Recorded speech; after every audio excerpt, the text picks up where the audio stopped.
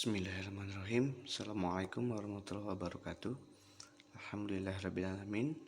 Kita bisa bertemu kembali di mata pelajaran farmakognosi.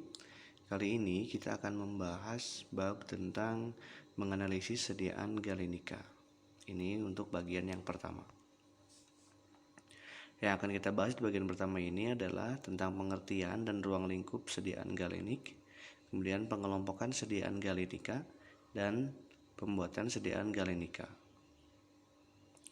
Kita langsung saja, pembahasan yang pertama itu tentang pengertian dan ruang lingkup sediaan galenika.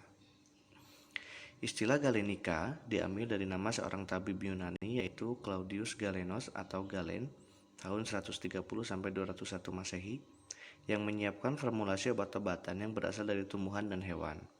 Galen membuat sediaan sarian dengan bahan alam yang berasal dari tumbuhan dan hewan, sehingga tumbuhlah ilmu obat-obatan yang disebut sebagai ilmu galenika. Jadi, ilmu galenika adalah ilmu yang mempelajari tentang pembuatan sediaan atau preparat obat dengan cara sederhana dan dibuat dari alam, baik dari tumbuhan ataupun juga dari hewan.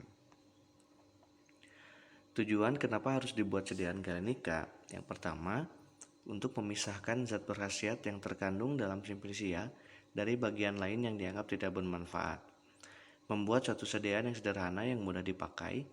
Yang ketiga, menstabilkan zat berkhasiat yang terkandung dalam sediaan tersebut stabil dalam penyimpanan yang lama. Sediaan galenik adalah sediaan yang dibuat dari bahan baku hewan atau tumbuhan yang diambil sarinya atau ekstraknya ya. Zat-zat yang tersari atau zat berkhasiat yang tersari biasanya terdapat dalam sel-sel bagian tumbuh-tumbuhan yang umumnya dalam keadaan kering dan disebut sebagai simplicia. Cairan penyari masuk ke dalam sel sehingga zat-zat berkhasiat utama yang terdapat di dalamnya larut dalam cairan penyari tersebut. Setelah itu, larutan yang mengandung zat berkhasiat dipisahkan dari bagian simplicia lain yang kurang bermanfaat dan dapat dipekatkan. Namun, kehalusan simplicia ini pun ada tingkat optimalnya, karena jika terlalu halus akan menyulitkan proses penyarian atau pemisahannya. Tingkat kehalusan ini dikenal dengan istilah derajat kehalusan atau derajat halus serbu. Nilainya pun bermacam-macam, contohnya, untuk membuat ekstrak belladon digunakan derajat halus 85/100, ekstrak pule pandak 8/24, dan tinctur valerian dengan derajat halus 10/22.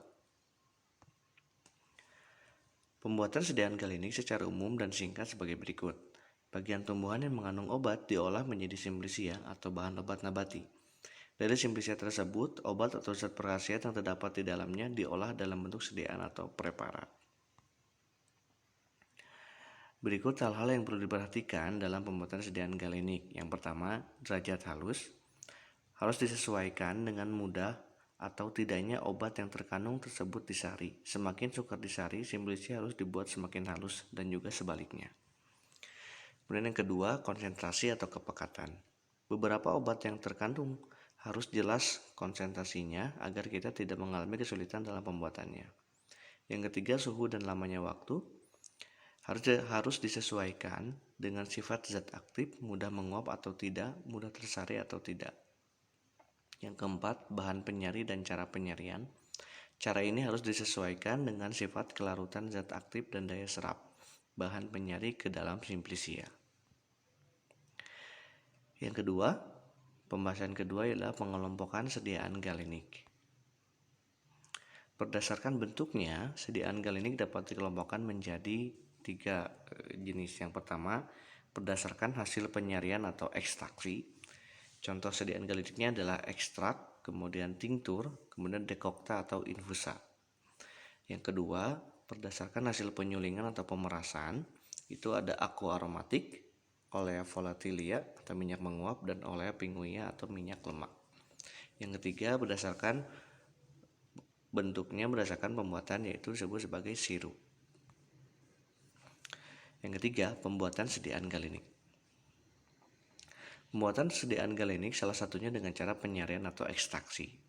Ekstraksi adalah cara menarik satu atau lebih zat-zat dari bahan asal yang umumnya zat berkhasiat tersebut tertarik dalam keadaan khasiatnya tidak berubah. Jadi si zat berkhasiat ini meskipun terpisah dari simplicia itu dia tidak mengalami perubahan. Istilah ekstraksi atau ekstraksi hanya dipergunakan untuk penarikan zat-zat dari bahan asal dengan menggunakan cairan penarik atau pelarut. Cairan penarik yang dipergunakan disebut sebagai menstruum. Ampasnya disebut sebagai mark atau feses. Cairan yang dipisahkannya atau hasil pemisahannya disebut sebagai macerat liquid, colatura, solution, atau percolat. Tujuan utama ekstraksi adalah untuk mendapatkan zat-zat berkhasiat pengobatan sebanyak mungkin dari zat-zat yang tidak berfaedah supaya lebih mudah digunakan daripada simplicia asalnya. Jadi kalau sudah diekstraksi diinginkan dia mempunyai khasiat yang lebih tinggi atau lebih banyak dibandingkan dalam bentuk simplicia asal. Penyimpanan dan tujuan pengobatannya juga lebih terjamin. Hasil penyerian masih merupakan campuran bahan berkhasiat dalam cairan penyeri tertentu yang sesuai dengan cara pengolahannya. Suhu penarikan juga sangat berpengaruh dalam proses penarikan atau proses ekstraksi ini. Beberapa suhu penarikan, yang pertama ada maserasi dengan suhu 15-25 derajat Celcius. Yang kedua digerasi dengan suhu 35-45 derajat Celcius. Yang ketiga infudasi dengan suhu 90-90 derajat Celcius. Kemudian ada suhu memasak yaitu suhu mendidih atau 100 derajat Celcius. Supaya zat-zat yang tidak berguna atau merusak tidak ikut tertarik bersama-sama zat berkhasiat, diperlukan cara tertentu untuk menghilangkannya. Jadi ini adalah cara-cara agar zat-zat yang tidak kita inginkan tidak ikut tertarik. Cara yang digunakan ada 4. Yang pertama, dengan memakai bahan pelarut yang tepat di mana bahan berkhasiatnya mudah larut.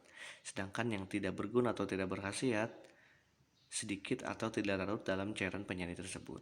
Yang kedua, dengan menarik atau merendam pada suhu tertentu di mana bahan berkhasiat lebih banyak larutnya. Yang ketiga, dengan menggunakan jarak waktu menarik yang tertentu di mana bahan berkhasiat dan simplicia lebih banyak larut. Sedangkan bahan yang tidak berguna sedikit atau tidak larut. Cara yang terakhir adalah dengan memurnikan atau membersihkan memakai cara-cara tertentu baik secara ilmu alam maupun secara ilmu kimia. Jadi bisa jadi nanti langsung dipisahkan. Pembuatan sediaan galenik. Simplicia yang digunakan untuk membuat sediaan galenik umumnya sudah dikeringkan, tetapi terkadang juga digunakan simplicia yang masih segar.